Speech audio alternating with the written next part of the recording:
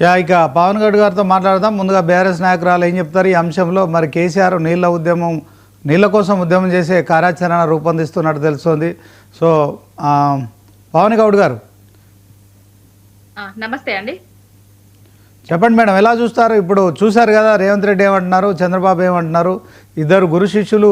మరి గతంలో టీడీపీలో మనందరికీ తెలిసిందే. అయితే ఇప్పుడు ఇద్దరు రెండు రాష్ట్రాలకు ముఖ్యమంత్రులుగా ఉన్నారు.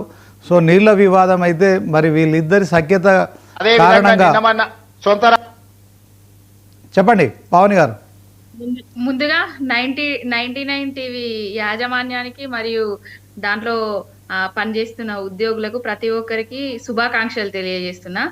అదేవిధంగా ఇప్పుడు 99 టీవీ ప్రేక్షకులకు మరియు నాతో పాటు చర్చలో పాల్గొంటున్న మిత్రుడు కాంగ్రెస్ నాయకుడికి నమస్తే అండి.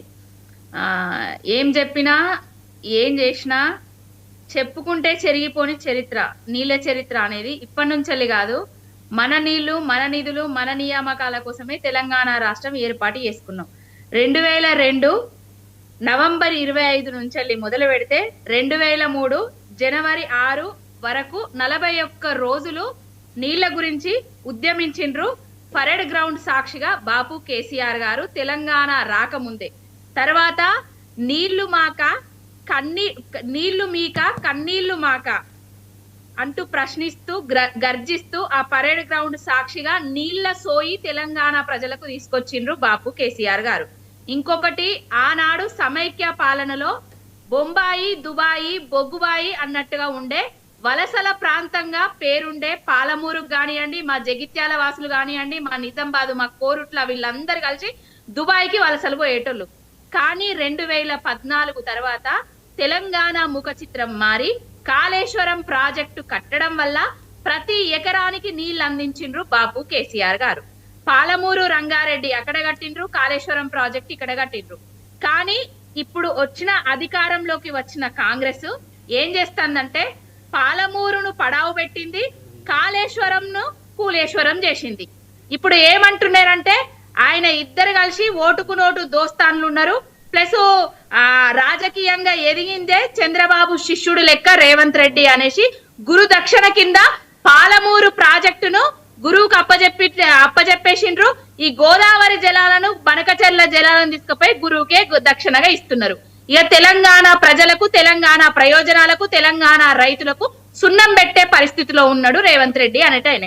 మొన్నటి వరకు అసలు దీనికి ఆద్యం పోసింది కేసీఆర్ గారే, చేపల కూర తిన్నారు అది ఇది అని చెప్పారు. మా హరీష్ రావు గారు పవర్ పాయింట్ ప్రజెంటేషన్ పెట్టి చెప్పడం వల్ల అన్ని నిజాలు బయటకు వచ్చినాయి. అది మొన్న అదేంటిదండి, దాంట్లో ఒప్పందాలు కుదుర్చుకున్నారు అది ఇదని మాట్లాడింది కదా. దాంట్లో ఒప్పందాలు అనేవి తాత్కాలికమే. ఇప్పుడు కృష్ణా తలాపున వారుతుంది గోదావరి, మాసేను మాసెలక ఎడారి అని వాడుకున్నాం. అక్కడనేమో కృష్ణనేమో మన కింద ఉంటది, ఇక్కడ కాళేశ్వరం గంగేమో మన మీద ఉంటది. కానీ మనం భూములు మాత్రం బీడువారు ఉంటాయి. ఇక పోతే మన భూభాగంలో తెలంగాణ 68% ఆ కృష్ణా నీళ్లు పోతాయి మన భూభాగంలో నుంచి. ఏపీ ఏమో 32% ఉంటది. కానీ బజావత్ ట్రిబ్యునల్ ఏంటంటే తాత్కాలికంగా 811 టీఎంసీలల్లా తెలంగాణకు 299, ఆంధ్రాకేమో 512 ఇచ్చారు. ప్రతి దగ్గర కూడా అడుగడుగున తెలంగాణకు అన్యాయం చేసిండ్రు. ఇప్పుడు బ్రిజేష్ కుమార్ ట్రిబ్యునల్ వచ్చిన తర్వాత మరి ఏం చేస్తారు ఏందనేది వీళ్లకు నీళ్ల మీద రేవంత్ రెడ్డికి బేసిక్ల మీద తేడా తెలియదు.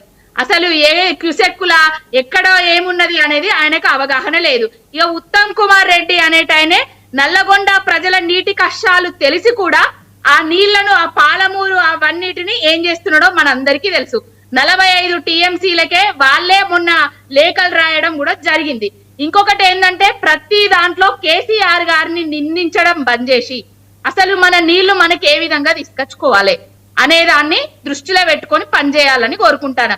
ఇది తెలంగాణకు సంబంధించిన యుద్ధం, తెలంగాణ రైతులకు, తెలంగాణ నీళ్లకు సంబంధించిన యుద్ధం. దీంట్లో ఆంధ్రాలో యుద్ధాలు జరిగితే మాత్రం వైసీపీ కానివ్వండి, టీడీపీ కానివ్వండి, కాంగ్రెస్ కానివ్వండి అందరు ఒకటైపోతారు. కానీ తెలంగాణలో ఏం జరుగుతుందంటే కేసీఆర్ చేసిండు అని రేవంత్ రెడ్డి మాట్లాడతాడు, కేసీఆర్ గారు బయటకు వచ్చిన తర్వాత ఆ నీళ్ల విషయంలో ఏం జరుగుతుంది అని ఎవరు మాట్లాడలేదు ఇంతటి వరకు. మొన్నటికి మొన్న ఆయన బయటకు వచ్చి ప్రెస్ మీట్ పెట్టడం వల్లనే ఈ కృష్ణా జలాలు ఏ విధంగా అన్యాయం జరుగుతున్నది, మన వాటా ఎందుకు ఇస్తలేరు అనేది బయటకు వచ్చింది. ఇప్పటికైనా రేవంత్ రెడ్డి గారు అనేటైనా కాంగ్రెస్ పార్టీ నాయకులు అందరూ కలిసి ఈ నీళ్ల మీద